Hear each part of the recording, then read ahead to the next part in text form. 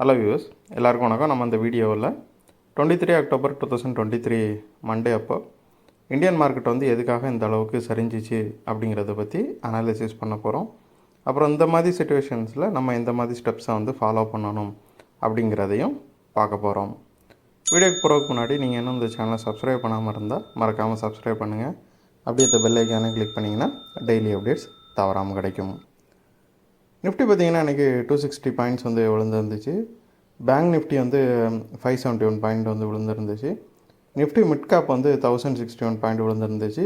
Nifty small gap வந்து 463 points வந்து விழுந்துருந்துச்சு. Small cap தான் பார்த்திங்கன்னா 3.59% வந்து ஃபால் ஆகிருக்குது. ஸோ ப்ராடர் மார்க்கெட்டு ஃபுல்லாகவே வந்து இன்றைக்கி வந்து அஃபெக்ட் ஆகிருக்குது. ஸோ இதுக்கு வந்து பல ரீசன்ஸ் இருக்குது. ஃபஸ்ட் வந்து இதோட இம்பேக்ட் என்னங்கிறத பார்த்துடலாம். ஏறக்குறைய பார்த்திங்கன்னா 7.56 lakh crore வந்து இன்வெஸ்டர்ஸோட வெல்த் வந்து லாஸ் ஆகிருக்குது. அதாவது ஒரு 7.5 லட்சம் கோடி அளவுக்கான மதிப்பை வந்து ஸ்டாக் மார்க்கெட்டில் வந்து இன்வெஸ்டர்ஸ் இழந்திருக்கிறாங்க. அப்புறம் பார்த்திங்கன்னா பிஎஸ்சி மார்க்கெட்டோட கேபிட்டலைசேஷன் வந்து ஒரு 300 லட்சம் கோடி வந்து குறைஞ்சிருக்குது.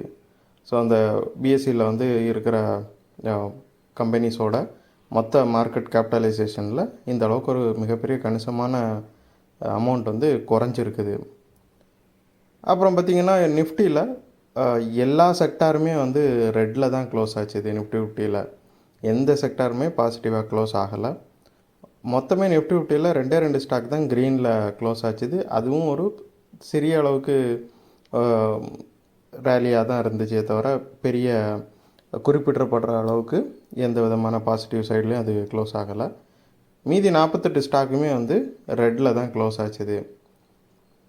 ஸோ இது எதனால் இந்த அளவுக்கு விழுந்துச்சுன்னு பார்த்தோம் அப்படின்னா, நேற்று வந்து ஒரு நியூஸ் வந்துச்சு. யூஎஸோட 10-year ட்ரெஷரி ஈல்டு வந்து 5% அப்படிங்கிற ஒரு சைக்காலஜிக்கல் மார்க்கை வந்து தாண்டிடுச்சு அப்படிங்கிற ஒரு நியூஸ் வந்துச்சு. ஸோ இந்த நியூஸ் வந்து வந்ததும் ஏறக்குறைய உலகத்தில் இருக்க எல்லா மார்க்கெட்டையுமே அது அஃபெக்ட் பண்ணிச்சு. யூரோப் சரி, அப்புறம் ஏஷியன் மார்க்கெட்டு எல்லாத்தையுமே அது அஃபெக்ட் பண்ணிச்சு. பட் இதில் எல்லாத்துலேயுமே இந்த அஃபெக்டான மார்க்கெட் எல்லாத்துலேயுமே ரொம்ப ரியாக்ட் பண்ணது பார்த்திங்கன்னா இந்தியன் மார்க்கெட்டு தான். ஸோ இதுக்கு வந்து பல ரீசன்ஸ் சொல்கிறாங்க. அதாவது நம்ம ஏற்கனவே வந்து குளோபல் கியூஸுக்கெல்லாம் இந்தியன் மார்க்கெட் வந்து பெரிய அளவுக்கு ரியாக்ட் பண்ணாமல் இருந்துச்சு.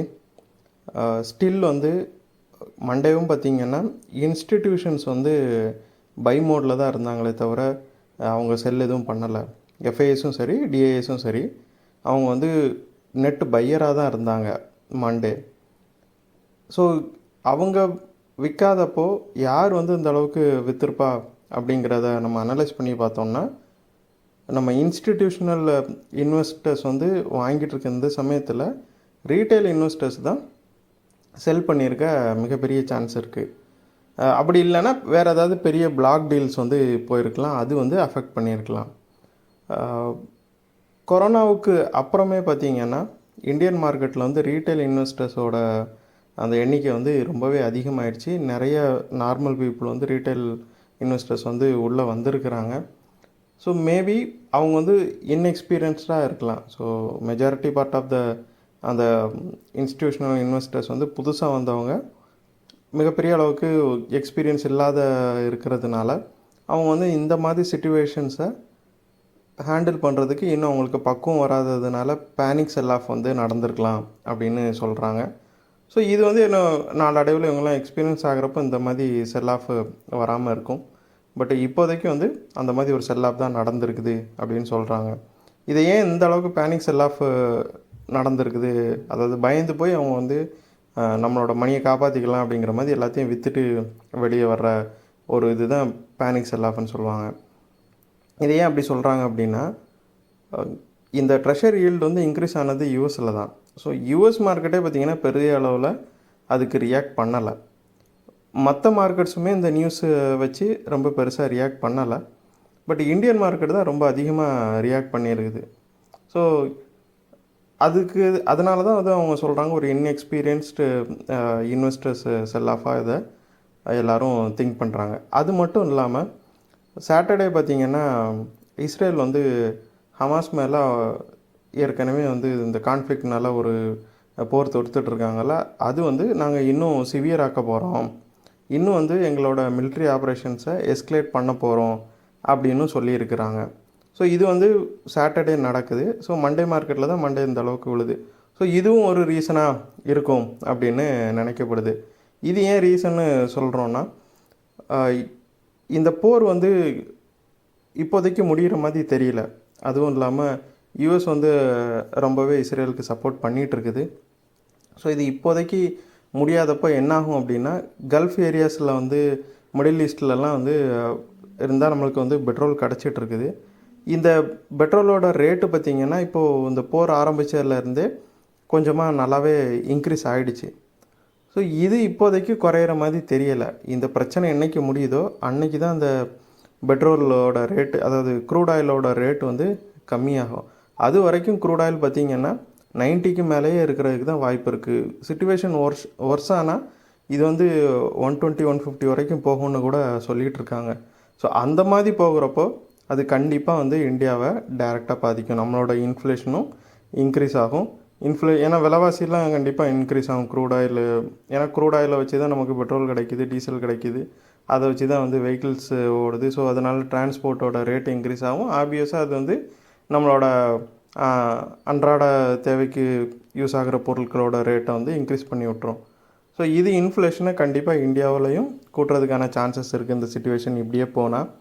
அப்போ என்ன ஆகும்னா, நம்மளோட கண்ட்ரிலே இன்ட்ரெஸ்ட் ரேட்டை வந்து ஏற்றுவாங்க. எப்படி யூஎஸில் வந்து இன்ட்ரெஸ்ட் ரேட்டை ஏற்றிட்டு இருக்காங்களோ இன்ஃப்ளேஷனால், அதே இது நம்ம கண்ட்ரிலையும் வர்றதுக்கான வாய்ப்புகள் இருக்குது. ஸோ இது வந்து நம்மளையும் டைரெக்டாக பாதிக்குது. இதுவும் ஒரு ரீசன். அப்புறம் இன்னொரு ரீசன் பார்த்திங்கன்னா, ஐடி கம்பெனிஸ் வந்து லாஸ்ட் வீக்கில் வந்து ரிசல்ட்ஸ் கொடுத்தாங்க.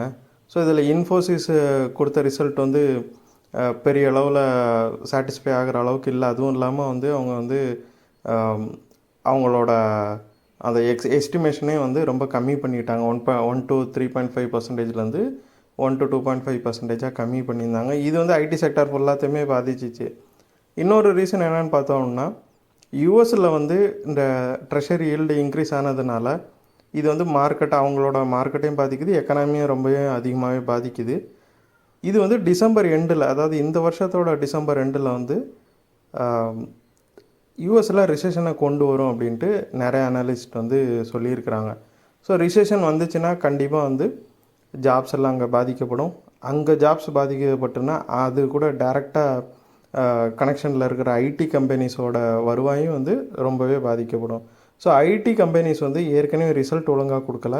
ஸோ யூஎஸில் ரிசெஷன் வந்துச்சுன்னா ஐடி கம்பெனிஸ் இன்னும் ஒரு நீண்ட காலத்துக்கு வந்து அந்த அளவுக்கு ப்ராஃபிட்டை கொடுக்காது இந்தியாவில். ஸோ அதுவுமே வந்து நமக்கு பெரிய நெகட்டிவ் நியூஸாக பார்க்கப்படுது. அப்புறம் இன்னொரு விஷயம் பார்த்தீங்க அப்படின்னா, லாஸ்ட் ஒரு 2 வீக்ஸாகவே, அதாவது இஸ்ரேல் ஹமாஸ் அந்த போர் ஆரம்பித்ததுலேருந்தே பார்த்தோம் அப்படின்னா, கோல்டோட ரேட்டும் ஏறி இருக்குது, அதே மாதிரி க்ரூட் ஆயிலோட ரேட்டும் ஏறி இருக்குது, ப்ளஸ் கிரிப்டோ பிட்காயினும் வந்து இன்க்ரீஸ் ஆகிருக்குது. ஸோ இது எதை மீன் பண்ணுதுன்னா, இப்போ க்ரூடு வந்து இன்க்ரீஸ் ஆனதுக்கு ரீசன் இருக்குது. நம்ம வந்து அங்கே பிரச்சனை போய்ட்டுருக்கனால அங்கேருந்து தான், கல்ஃபில் இருந்து தான் பெட்ரோல்ஸ் வந்து அந்த க்ரூட் ஆயில் வந்து உலகக்குள்ளே சப்ளை ஆகணும். ஸோ அது வந்து அஃபெக்ட் ஆகிறதுக்கு வாய்ப்பு இருக்குது. அதனால் க்ரூட் வந்து ரேட்டு ஏறுது. பட் கோல்டு ஏன் ஏறுதுன்னு பார்த்தோம் அப்படின்னா, இந்த மாதிரி போர், இந்த மாதிரி அன்ஃபேவர்டு சிச்சுவேஷன்ஸ் வந்து வர்றப்போ மக்கள் என்ன பண்ணுவாங்கன்னா, ஸ்டாக் மார்க்கெட்டில் இருக்கிற அமௌண்ட்டை, அதாவது ஸ்டாக் மார்க்கெட்டில் அவங்க இன்வெஸ்ட் பண்ணி வச்சுருக்கிற காசை வந்து அப்படியே வெளியே எடுத்து கோல்டு மாதிரி ரொம்பவே நம்பகத்தனம் உள்ள அசட்ஸில் வந்து இன்வெஸ்ட் பண்ணுவாங்க. ஸோ அப்படி இன்வெஸ்ட் பண்ணுறதுனால தான் ஸ்டாக் மார்க்கெட்டு விழுந்து கோல்டோட ரேட்ஸ் வந்து இன்க்ரீஸ் ஆகும். கோல்டு பார்த்திங்கன்னா 2000 இருந்துச்சு, அப்புறம் $1800 பெர் அவுன்ஸ் போச்சுது. மறுபடியும் பார்த்திங்கன்னா 2000 கிட்ட வந்துருச்சு, $2000 பெர் அவுன்ஸ் வந்து வந்துருச்சு.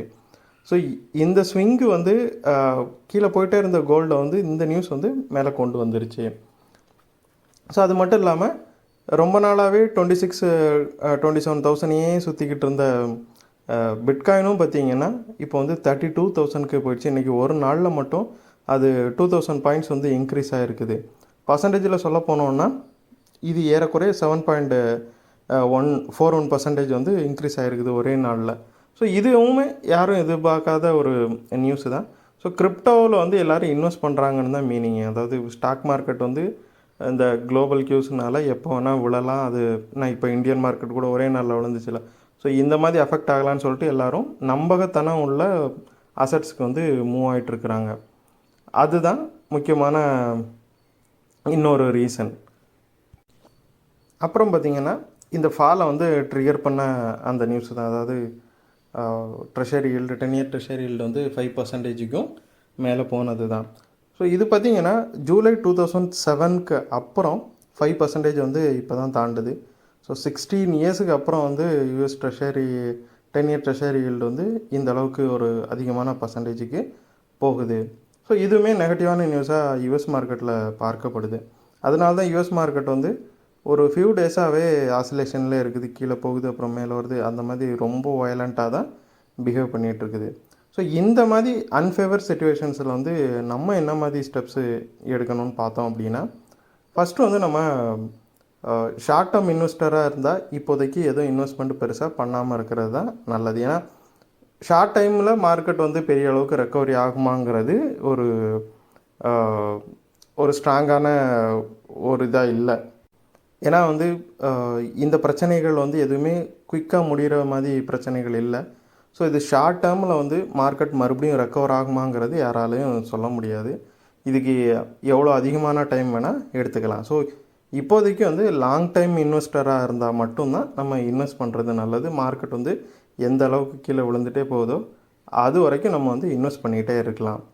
எப்போ வந்து மார்க்கெட் வந்து பாட்டமாக டச் பண்ணிவிட்டு ரெக்கவரி ஆகுதோ அப்போ வந்து ஷார்ட் டேர்ம் இன்வெஸ்டர்ஸ் வந்து இன்வெஸ்ட் பண்ண ஸ்டார்ட் பண்ணலாம். இன்னொரு விஷயம் என்னென்னு பார்த்தோம் அப்படின்னா, டெக்னாலஜி ஸ்டாக்ஸ் வந்து இப்போதைக்கு அவாய்ட் பண்ணுறது, அதாவது சாஃப்ட்வேர் ரிலேட்டடு கம்பெனிஸோட ஸ்டாக்ஸ் வந்து இப்போதைக்கு அவாய்ட் பண்ணுறது ஒரு பெட்டர் சொல்யூஷனாக இருக்கும். ஏன்னு பார்த்தோம் அப்படின்னா, ஃபஸ்ட்டே சொன்ன மாதிரி யூஎஸில் ரிசெஷன் இந்த இயர் எண்டில் வரும்னு சொல்கிறாங்க. ஸோ அப்போ அதுக்கு கண்டிப்பாக சாஃப்ட்வேர் இண்டஸ்ட்ரி வந்து ரொம்பவே பாதிக்கும். ஸோ சாஃப்ட்வேர் இண்டஸ்ட்ரி வந்து பெரிய அளவுக்கு ரிட்டர்ன்ஸ் வந்து இன்னும் 2 to 3 குவார்ட்டரில் வந்து கொடுக்குமா, அதாவது அடுத்த வருஷம் இதே டைம் வரைக்கும் வந்து பெரிய அளவுக்கு அது ரிட்டர்னை கொடுக்குமாங்கிறது ஒரு டவுட்டு தான். அதனால் அந்த மாதிரி கம்பெனிஸையும் நம்ம வந்து கொஞ்சமாக அவாய்ட் பண்ணுறது நல்லது. அதுக்கப்புறம் பார்த்தோம் அப்படின்னா, கம்பெனி வித் வந்து ஹை டெப்ட்டு, அதாவது ரொம்ப கடன் வச்சுருக்கிற கம்பெனிஸையும் இப்போதைக்கு அவாய்ட் பண்ணுறது நல்லது. ஸோ ஏன்னா யூஎஸில் பார்த்திங்கன்னா இன்ட்ரெஸ்ட் ரேட் வந்து மிகப்பெரிய அளவுக்கு ஏறிடுச்சு. இது வந்து அங்கே கடன் நிறையா வச்சுருக்க கம்பெனிஸ் வந்து பயங்கரமாக பாதிச்சிட்ருக்குது. ஸோ இதோட இம்பேக்ட் வந்து அங்கே தெரிகிற மாதிரி இந்தியாவிலும் தெரிய வாய்ப்பு இருக்குது. ஏன்னா இந்தியாவிலையும் நான் ஃபஸ்ட்டே சொன்ன மாதிரி ஒருவேளை க்ரூடோட ரேட் வந்து இந்த மாதிரி அதிகமாகவே இருந்துச்சுன்னா இன்ஃப்ளேஷன் இதாகும், நம்மளோட இன்ட்ரெஸ்ட் ரேட்டும் ஏறும். அந்த சிச்சுவேஷனில் நம்ம நாட்டில் இருக்கிற, அதாவது கடன் நிறைய வாங்கி வச்சுருக்க கம்பெனிஸும் இதே மாதிரி பிரச்சனைக்கு உள்ளாக வாய்ப்பு இருக்குது. ஸோ இந்த பிரச்சனையெல்லாம் தீர்ற வரைக்கும் இந்த மாதிரி கடன் அதிகமாக இருக்க கம்பெனியில் பெரிய அளவுக்கு இன்வெஸ்ட் பண்ணாமல் இருக்கிறது நல்லது. அதுக்கப்புறம் பார்த்திங்கன்னா, க்ரூட் ஆயிலை பேஸ் பண்ணி க்ரூட் ஆயிலை வந்து சோர்ஸாக வச்சு சில பிஸ்னஸஸ் வந்து இயங்கும்ல. இப்போ பெயிண்டெல்லாம் பார்த்திங்கன்னா க்ரூட் ஆயிலோட டைரெக்டாக தொடர்புடையது, இதுக்கான மூலப்பொருட்கள் வந்து க்ரூட் ஆயிலேருந்து கிடைக்குது. ஸோ இந்த கம்பெனிஸ்க்கு வந்து க்ரூடு தேவைப்படும். ஸோ இந்த மாதிரி கம்பெனிஸ்க்கு வந்து க்ரூடு தேவைப்படுறதுனால க்ரூடோட ரேட் வந்து அதிகமான அளவுக்கு இருக்கிறப்போ அந்த கம்பெனிஸோட செலவினங்கள் அதிகமாகும். ஸோ அவங்களால பெரிய அளவுக்கு லாபத்தை கொடுக்க முடியாது. ஸோ அதனால் இந்த மாதிரி கம்பெனிஸையும் நம்ம வந்து அவாய்ட் பண்ணுறது நல்லது. அப்புறம் பார்த்திங்கன்னா டிஃபென்சிவ் ஸ்டாக்ஸு. ஸோ டிஃபென்சிவ் ஸ்டாக்ஸில் வந்து நம்ம வந்து இன்வெஸ்ட் பண்ணால் அது வந்து ஒரு நல்ல முடிவாக இருக்கும். எக்ஸாம்பிள் பார்த்திங்கன்னா எஃப்எம்சிஜி ஸ்டாக்ஸ் எல்லாம் இருக்குல்ல. ஸோ இந்த மாதிரி ஸ்டாக்ஸ் எல்லாம் வந்து இந்த மாதிரி அன்ஃபேவர் சிச்சுவேஷன்ஸில் வந்து ரொம்பவே கை கொடுக்கும். ஸோ அதனால் அந்த மாதிரி இந்த பிரச்சனையினால் பாதிக்கப்படாத கம்பெனிஸை செலக்ட் பண்ணி நம்ம அதில் இன்வெஸ்ட் பண்ணுறது இப்போதைக்கு ஒரு நல்ல முடிவாக இருக்கும். ஸோ இந்த வீடியோவில் நான் உங்களுக்கு கொடுத்த இன்ஃபர்மேஷன்ஸ் எல்லாம் வந்து கண்டிப்பாக ஹெல்ப்ஃபுல்லாக இருந்திருக்கும் நான் நம்புகிறேன். இது உங்களோட ஃப்யூச்சர் ட்ரேடிங் செஷனுக்கு கண்டிப்பாக ஹெல்ப் பண்ணும். இந்த வீடியோ உங்களுக்கு பிடிச்சிருந்துச்சின்னா லைக் பண்ணுங்கள், ஷேர் பண்ணுங்கள், மறக்காமல் சேனலுக்கு சப்ஸ்கிரைப் பண்ணுங்கள். அப்படியே இந்த பெல் ஐக்கானை கிளிக் பண்ணிங்கன்னா டெய்லி அப்டேட்ஸ் தவறாமல் கிடைக்கும். தேங்க்ஸ் ஃபார் வாட்சிங். Keep supporting. தேங்க்யூ.